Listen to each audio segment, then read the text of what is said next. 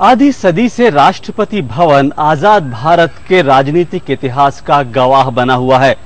वैसे खुद इसका इतिहास भी कम दिलचस्प नहीं है। हालांकि दिल्ली में इस इमारत की नींव तो पड़ी थी साम्राज्यवादी ताकतों को विस्तार देने के उद्देश्य से, लेकिन इसके भाग्य में लिखा था दुनिया के सबसे बड़े लोकतंत्र का भागीदार बनना।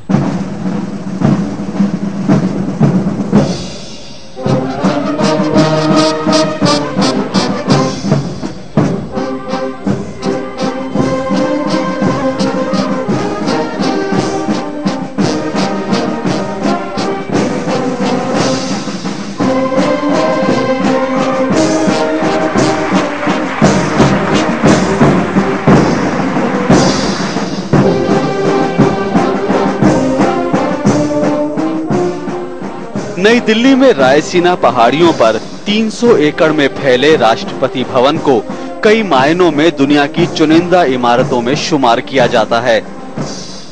आज ये न सिर्फ दुनिया के सबसे बड़े गणतंत्र के राष्ट्रपति का सरकारी निवास है, बल्कि दुनिया में किसी भी राष्ट्र अध्यक्ष का सबसे बड़ा घर है।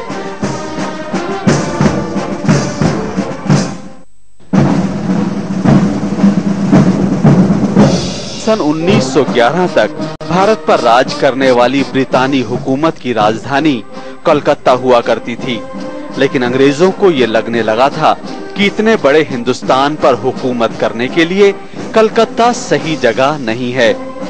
अंग्रेजी सरकार ने तब नई राजधानी की तलाश शुरू की और ये तलाश पूरी हुई दिल्ली पहुंचकर।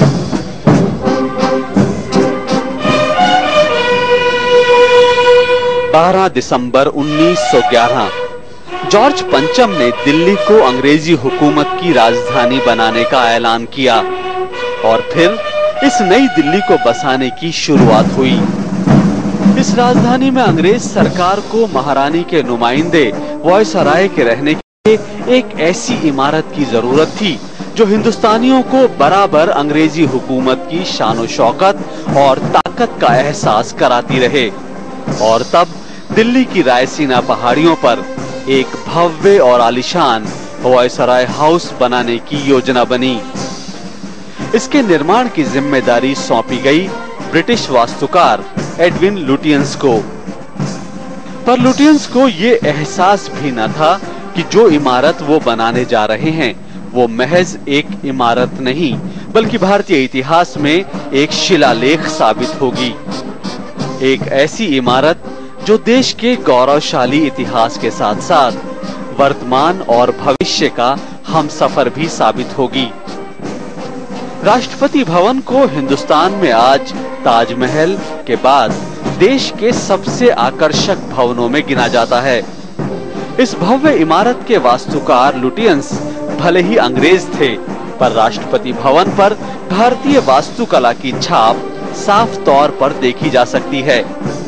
लेकिन इस इमारत से हिंदुस्तानियत न झलकती अगर उस समय के वायसराय लॉर्ड हार्डिंग लुटियंस को इस बाबत निर्देश न देते।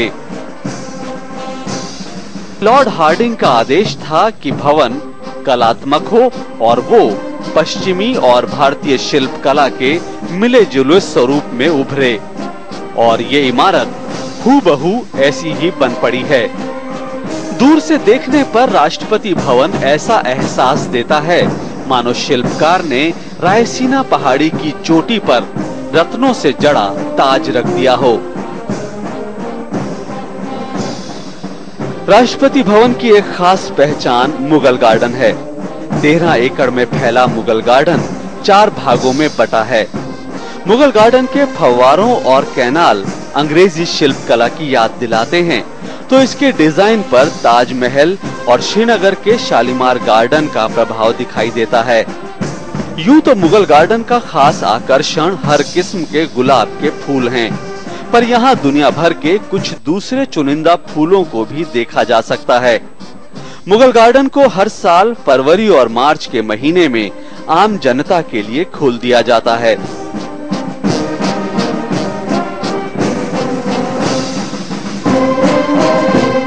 इमारत का सबसे बड़ा आकर्षण इसका गुंबद है।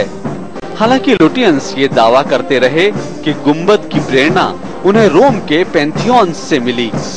पर सच तो यह है कि इस गुंबद के डिजाइन में मौर्य काल के सांची के स्तूप का प्रभाव साफ झलकता है।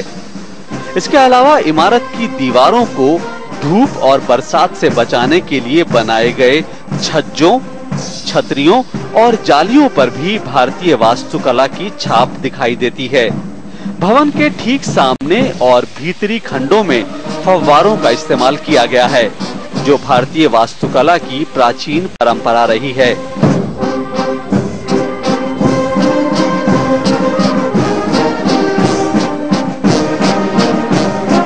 राष्ट्रपति भवन के अहाते में प्रवेश करते ही सबसे पहले ये 145 फुट ऊंचा स्तंभ दिखाई देता है, जो राष्ट्रपति भवन और इंडिया गेट की ठीक सीध में है।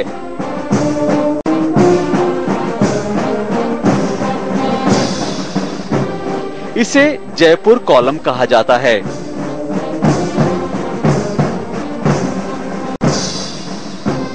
इसके ठीक ऊपर शीशे का सितारा और कांसे का बना कमल का फूल है। इस स्तंभ का खर्च जयपुर के महाराजा ने उठाया था, इसलिए इसे जयपुर कॉलम नाम दिया गया।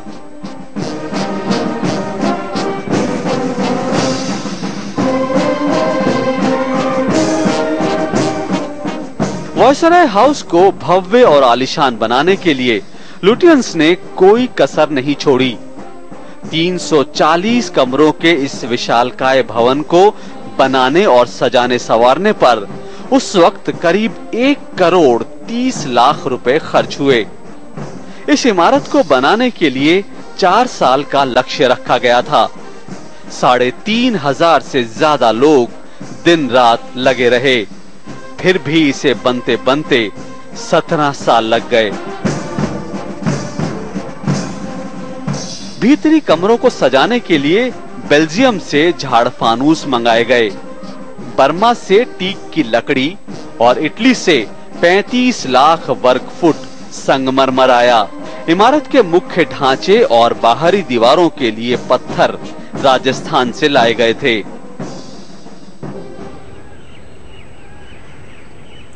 इस इमारत को बनाने और सजाने संवारने के लिए दुनिया भर से साजो सामान जुटाया गया, लेकिन इस बिल्डिंग में इस्तेमाल ज्यादातर स्टोन, जो ज्यादातर पत्थर है, वो राजस्थान में धौलापुर की विश्व प्रसिद्ध खदानों से आया। इस इमारत के बारे में एक खास बात यह भी है कि इस बिल्डिंग में स्टील का इस्तेमाल जरा भी नहीं हुआ। राष्ट्रपति भवन के ठीक सामने खड़े होने से ऐसा लगता है मानो आप किसी किले के सामने खड़े हों। सामने बनी ये 31 सीढ़ियां मुख्य द्वार तक ले जाती हैं और ये दरवाजा दरबार हॉल में खुलता है। आगे के मुख्य आंगन में लगे 20 स्तंभ इस भवन के आकर्षण को कई गुना बढ़ा देते हैं। इन खंभों के ऊपरी भाग में बहुत खूबसूरती से ऐसी घंटियां बनाई गई हैं, जो हिंदू, बौद्ध और जैन मंदिरों में प्राचीन काल से ही परंपरागत रूप में प्रयोग होती आ रही हैं। ऐसा माना जाता है कि स्तंभों में घंटियों के इस्तेमाल का विचार लुटियंस को कर्नाटक के एक जैन मंदिर से मिला। ये माना जाता है कि लुटियंस ने आवाज करने वाली धातुओं की घंटियों के बजाय पत्थर की घंटियां इसलिए डिजाइन की ताकि वो खामोश रहें। बजती हुई घंटियों को बादशाह के साम्राज्य के अंत का संकेत माना जाता है। लुटियंस का मानना था कि खामोश घंटियां भारत में ब्रिटिश राज के निरंतर बने रहने का शुभ संकेत होंगी, लेकिन वो ये भूल गए कि वो सिर्फ इमारत बना सकते हैं, भारत का भाग्य नहीं। लुटियंस जब वायसराय हाउस के कंगूरों को आकार दे रहे थे, तब देश भर में फैले आजादी के दीवाने आजाद हिंदुस्तान की नींव रख रहे थे।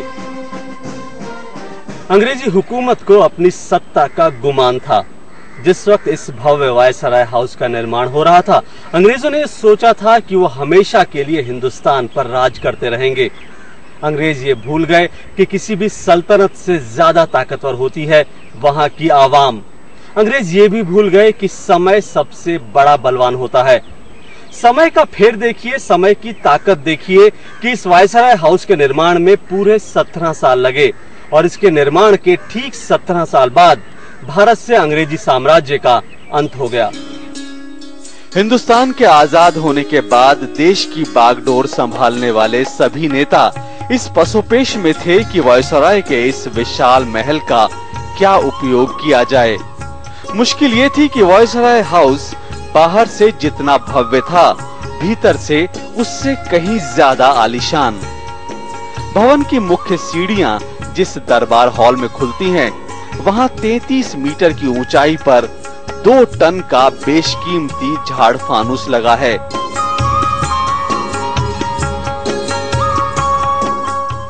अंग्रेजी राज में यहाँ वायसराय का दरबार लगता था, इसलिए यहाँ वायसराय और उनकी पत्नी के लिए 2 सिंहासन रखे गए थे। पर लोकतंत्र में जनता राज करती है, इसलिए आजादी के बाद इन सिंहासनों को हटवाकर यहाँ साधारण कुर्सी रख दी गई। बाद में दरबार हॉल को 5वीं सदी की गुप्त काल की गौतम बुद्ध की प्रतिमा से सजाया गया। बहुत कम लोगों को आज ये याद होगा कि देश आजाद होने के तुरंत बाद वायसराय हाउस यानी आज के राष्ट्रपति भवन को गवर्नमेंट हाउस नाम दिया गया और इस दरबार हॉल को संग्रहालय बना दिया गया। और ये तब तक म्यूजियम ही रहा जब तक दिल्ली में नेशनल म्यूजियम की बिल्डिंग बनकर तैयार नहीं हो गई।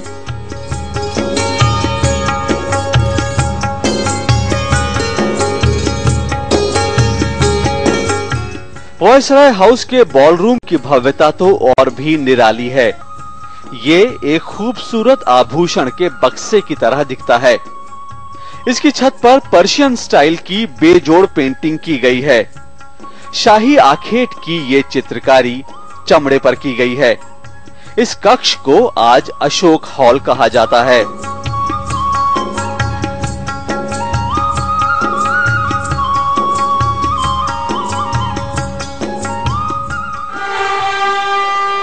प्रधानमंत्री और कैबिनेट मंत्रियों के शपथ ग्रहण समारोह जैसे महत्वपूर्ण राजकीय कार्यक्रम अशोक हॉल में ही आयोजित किए जाते हैं।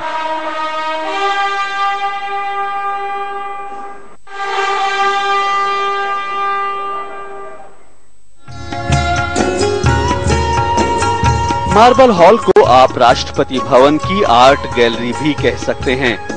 यहाँ वायसराय की और बाद में राष्ट्रपतियों की संग्रह की गई पेंटिंग्स रखी गई हैं।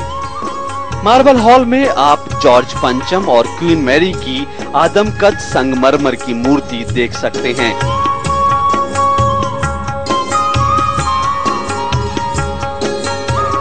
यहाँ क्वीन मैरी का चांदी का सिंहासन भी है और उनके मुकुट की पीतल की अनुकृति भी।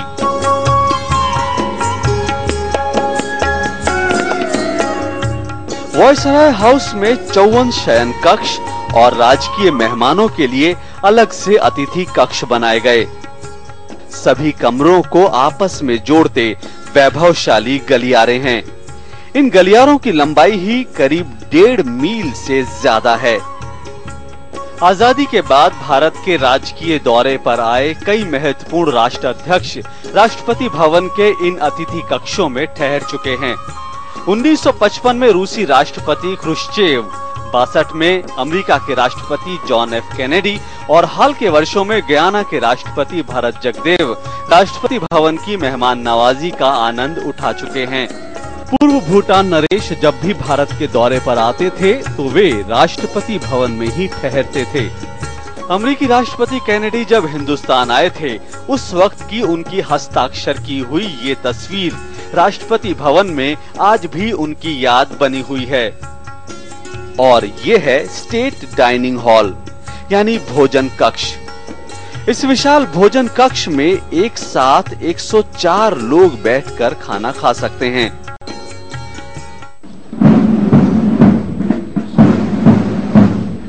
उन्नीस 1931 में नई दिल्ली अंग्रेजों की राजधानी बना और उसके बाद सिर्फ 5 अंग्रेज शासक यहाँ रह पाए। लॉर्ड माउंटबेटन आखिरी वायसराय थे और लॉर्ड इरविन यहाँ रहने वाले पहले।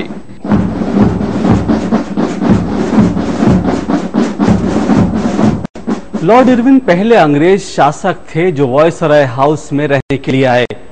ये 1929 की बात है। इस बिल्डिंग की विशालता और भव्यता का अंदाजा इस बात से लगाइए कि कहते हैं कि कई बार लॉर्ड इरविन यहां रहते हुए यहीं पर रास्ता भटक जाते थे। 1947 में हिंदुस्तान आजाद हो गया और राष्ट्रपति भवन बनने से पहले 2 साल तक ये बिल्डिंग गवर्नमेंट हाउस के नाम से जानी गई और तब भारतीय मूल के पहले गवर्नर जनरल चक्रवर्ती राजगोपालाचारी यहां रहने के लिए आए। लेकिन यहां के राजसी ठाट बाट ने चक्रवर्ती राजगोपालाचारी को खासा विचलित कर दिया। आजाद भारत के पहले भारतीय गवर्नर जनरल चक्रवर्ती राजगोपालाचारी को यहाँ के ठाट बाट नागवार गुजरे। उन्होंने कई बार सिफारिश की कि उन्हें रहने के लिए कोई छोटा सरकारी आवास दिया जाए और जब ऐसा नहीं हो सका तो राजगोपालाचारी मेहमानों के लिए बने कमरों में रहने लगे। 26 जनवरी 1950 को भारत गणतंत्र बना। संविधान सभा के अध्यक्ष डॉक्टर राजेंद्र प्रसाद देश के पहले राष्ट्रपति चुने गए। गवर्नमेंट हाउस राष्ट्रपति भवन बन गया। आजाद हिंदुस्तान के लिए ये सुनहरा दिन था। पूरे राष्ट्रपति भवन को दीपमालाओं से सजाया गया और तब से हर साल 26 जनवरी को इसे यूं ही रोशनी से सजाने की परंपरा है। डॉक्टर राजेंद्र प्रसाद के लिए भी ये भवन एक महल की तरह था। उन्होंने भी चक्रवर्ती राजगोपालाचारी का अनुसरण किया और अतिथि कक्ष में रहने लगे।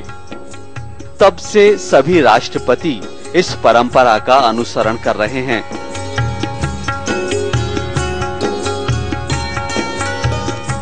1950 से अब तक यहाँ 12 राष्ट्रपति रह चुके हैं और ये सभी राष्ट्रपति देश की राजनीति के अलावा राष्ट्रपति भवन में भी अपनी यादों के साथ साथ कभी न मिटने वाली छाप छोड़ गए हैं। पहले राष्ट्रपति डॉक्टर राजेंद्र प्रसाद चाहते थे कि राष्ट्रपति भवन में पूर्व राष्ट्रपतियों की याद में उनके फोटो लगाने की बजाय हाथ से बनाए चित्र लगाए जाएं और ये परंपरा आज भी कायम है। स्टेट बैंक्वेट हॉल में सभी पूर्व राष्ट्रपतियों की पेंटिंग्स लगाई गई हैं। इसी तरह दूसरे राष्ट्रपति डॉक्टर सर्वपल्ली राधाकृष्णन शिक्षक थे और बहुत बड़े विद्वान। राष्ट्रपति भवन में रहते हुए उन्होंने यहाँ पुस्तकालय में अच्छी पुस्तकों के संग्रह पर बहुत जोर दिया। जाकिर हुसैन को गुलाब के फूलों से बहुत प्यार था। मुगल गार्डन में हर तरह के गुलाब के फूल खिले, ये उन्होंने सुनिश्चित किया।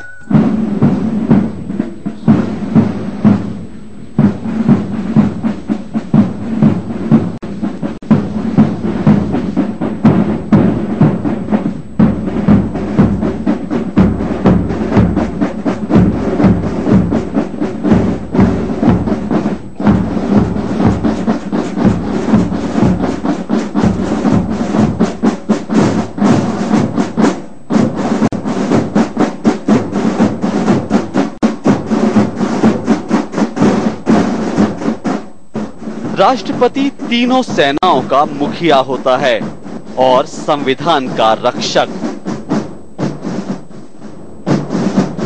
राष्ट्रपति भवन में बदलते दौर के साथ थोड़े बहुत बदलाव होते रहे हैं।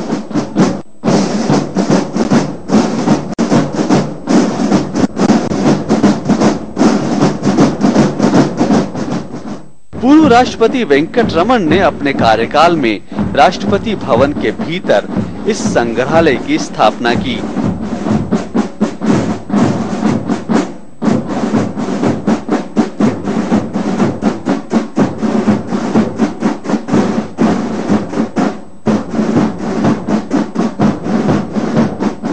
इस म्यूजियम में 640 किलो वजन का चांदी का वो सिंहासन रखा है जिस पर दिल्ली दरबार के दौरान ब्रिटेन के राजा बैठा करते थे।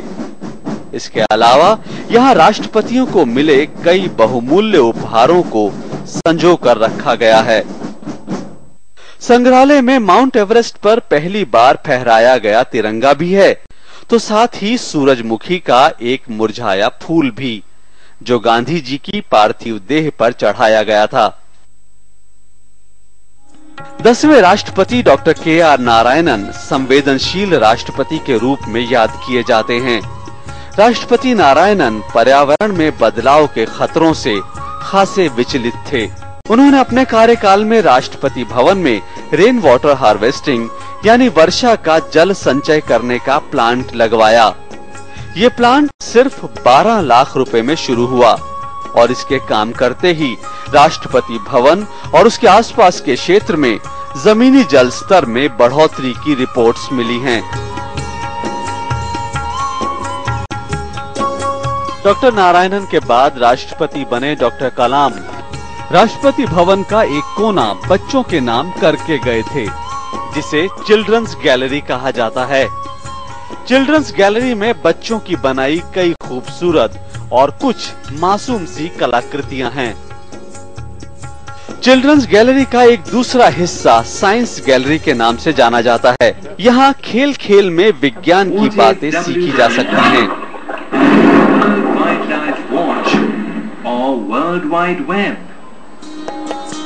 और विज्ञान के कई आविष्कारों के साथ खेला भी जा सकता है।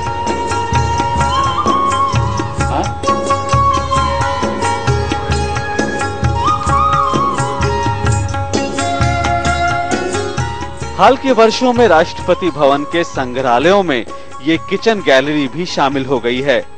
किचन गैलरी में खाना बनाने और परोसने के तरह तरह के बर्तन संजोए गए हैं।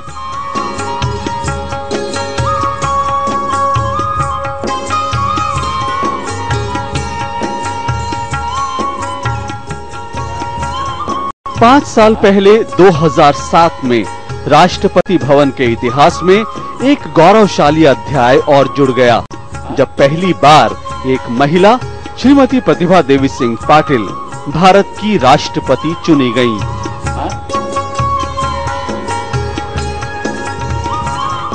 श्रीमती प्रतिभा पाटिल ने राष्ट्रपति भवन में रोशनी परियोजना शुरू की। ये पर्यावरण प्रबंधन, प्रदूषण रोकने और ऊर्जा के संचयन के लिए एक अनूठी परियोजना है। और अब अगले 5 वर्षों के लिए राष्ट्रपति भवन श्री प्रणब मुखर्जी का निवास होगा। राजनीति में बेहद अनुभवी प्रणब मुखर्जी को सब प्यार और आदर से प्रणब दा कहते हैं और वो भारत के 13वें राष्ट्रपति चुने गए हैं।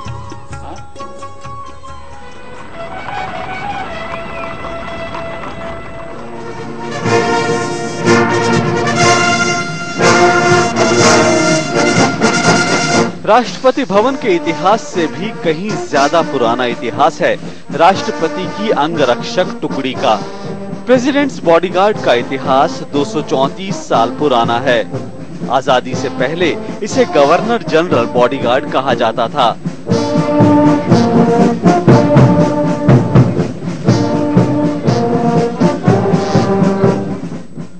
1950 से इसे नया नाम द प्रेसिडेंट्स बॉडीगार्ड मिला। आज ये भारतीय सेना की सबसे छोटी लेकिन सबसे खास रेजिमेंट है।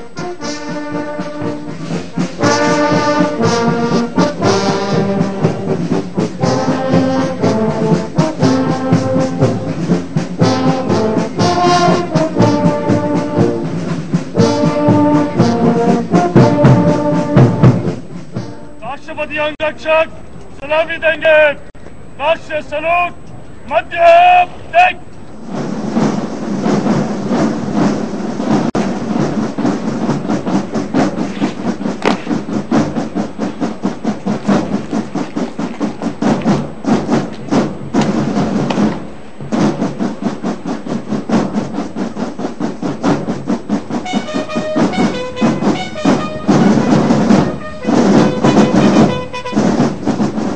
अस्सी साल पहले लुटियंस ने वायसराय हाउस को ऐसी ऊंचाई पर बनाया जहां से हुक्मरानों को आम जनता दिखाई भी न दे।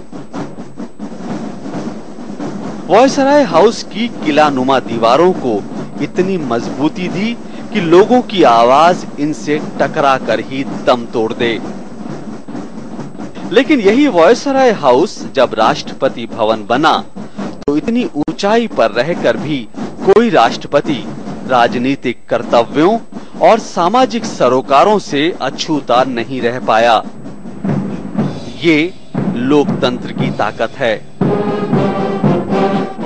ये गणतंत्र की ताकत है।